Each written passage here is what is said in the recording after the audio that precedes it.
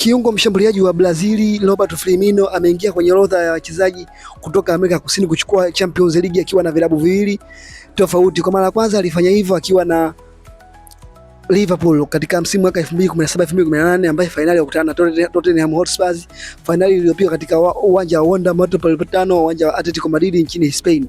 Hiyo walichukua ubingwa huo, lakini huo ulikuwa UEFA Champions League, ubingwa wa Ulaya.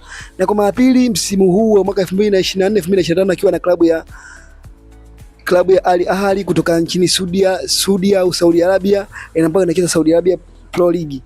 Amechukua ubingwa huo huko finali akicheza na Kawasaki Frontale kutoka nchini Japani, na katika finali hiyo Al Ahly wameshinda ushindi wa magoli 2-0, hivyo wametoa ubingwa wa Champions League ya Asia, yani Asian Champions League, klabu bingwa Asia. Hivyo ameandika rekodi hiyo kuwa ni Brazil au mtu kutoka Amerika ambaye amechukua Champions League akiwa na timu mbili tofauti ambazo Champions League za mabara mawili tofauti. Yeye anaingia katika orodha miongoni mwa watu ambao waliofanya hivyo. Roberto Firmino ni kiungo mshambuliaji kutoka Brazil.